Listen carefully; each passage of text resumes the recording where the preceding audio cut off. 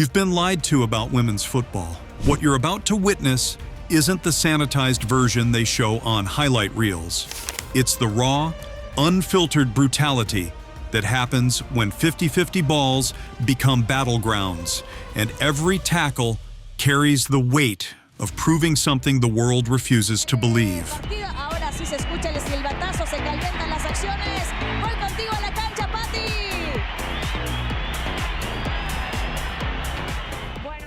We're taking you inside the hits that leave cleat marks on skin, the collisions that echo across empty stadiums, and the moment you realize underestimating these athletes might be the most dangerous assumption you've ever made. A point that was so important today as the challenge comes in. Marta Carmona. Die komt aangesprint. Te kijken bij Danielle van der Donk, die echt last heeft. The shattered illusion hits you harder than any tackle ever could. You've built this narrative in your mind, this comfortable story where women's football exists in some separate, softer category. Maybe you've never said it out loud, but the assumption lived there quietly, unchallenged. Then you watch a defender launch herself at full velocity into an opponent, both bodies colliding with the force of runaway freight trains. The sound alone makes you wince. This isn't what you expected. This isn't what anyone told you to expect. We've been conditioned to believe that physicality belongs exclusively to men's sports, that women somehow play a different game on the same field. But that first impact shatters the comfortable lies we've been telling ourselves. These athletes train with the same intensity, push their bodies to identical breaking points, and absorb punishment that would leave most of us crumpled and defeated. The wake-up call arrives when you realize the gentleness you imagined never existed anywhere except in your own misconceptions. Watch a midfielder take a cleat to the ribs and bounce back up. Blood streaming from a split lip, eyes locked on the ball like nothing happened. That's when reality crashes through your carefully constructed assumptions. The game you thought you understood just revealed itself as something far more ferocious, far more unforgiving than you ever dared imagine. They've weighed their lives against immortality, and somehow, impossibly, the scale tips toward the fight. And if you want to see just how far humans are willing to push themselves, subscribe to WildSportsX, because what comes next isn't just dangerous. It's something your body was never meant to survive. The price of underestimation gets paid in blood, broken bones, and shattered careers. When you dismiss women's football as somehow less dangerous, you're not just wrong, you're feeding a bias that creates real, tangible consequences on the field. These athletes face opponents who've heard the whispers their entire lives, who've absorbed society's doubt and transformed it into raw aggression. Every tackle carries the weight of proving something. Every collision becomes a statement, written in bruises and torn ligaments. We're witnessing psychological warfare disguised as sport. The hidden danger isn't just physical. It's the mental game that unfolds when you've been underestimated since childhood, when you've had to fight twice as hard for half the recognition.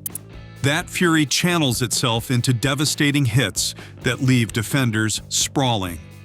The bias that minimizes their achievements also blinds us to the genuine risks they face every single match. Watch what happens when a forward charges through 3 defenders, absorbing hits that would hospitalize casual players. She doesn't slow down. She can't afford to. The moment she shows weakness, she confirms every doubt ever whispered about her sport. So she plays through concussions, through torn muscles, through pain that makes grown men weep. The gender bias in sports doesn't just insult these athletes. It weaponizes them, turning underestimation into the most dangerous force on any field. Speed kills in ways you never anticipated. We're not talking about casual jogging or measured approaches. We're watching athletes explode across the pitch at velocities that turn their bodies into weapons, where reaction time separates champions from casualties. A winger accelerates from 0 to full sprint in heartbeats, leaving defenders grasping at empty air.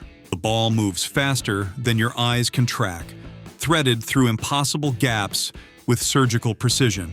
You're witnessing split-second decisions made under crushing pressure, where hesitation means annihilation. These players process information at speeds that defy human limitation. They read the field like prophets seeing futures unfold, anticipating movements before opponents even think them. Watch a midfielder pivot mid-stride, redirecting momentum in defiance of physics. Her cleats carving patterns into grass as she ghosts past 3 defenders. That's not luck. That's 10,000 hours of technical mastery compressed into 2 seconds of pure athletic poetry. The true danger reveals itself when speed collides with speed. 2 players racing for the same ball, both committed beyond the point of stopping, both hurtling toward impact at 20 miles per hour. The collision becomes inevitable. Bodies crumple, bones crack. Yet somehow, impossibly, one rises first and continues playing.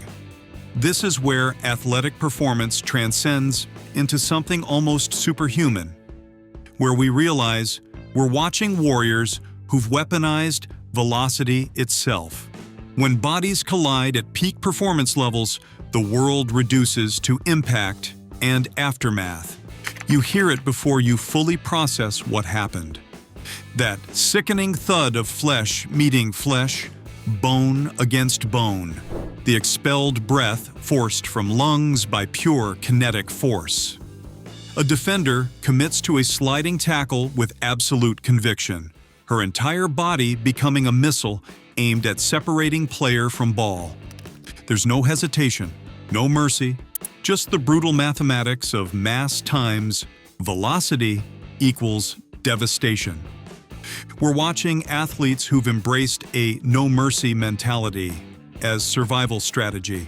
They understand that pulling back means losing, that compassion on the field becomes weakness exploited.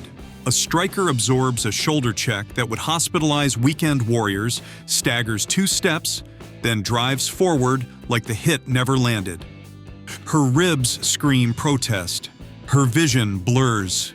She doesn't care. Peak performance demands sacrifice, measured in bruises and broken cartilage. The physical impact transcends what most people consider humanly tolerable. Watch a goalkeeper dive headfirst into a forest of cleats, her face inches from stomping boots, her body a shield protecting goal from ball. She emerges bloodied, grass-stained, probably concussed. The medical team rushes forward. She waves them off.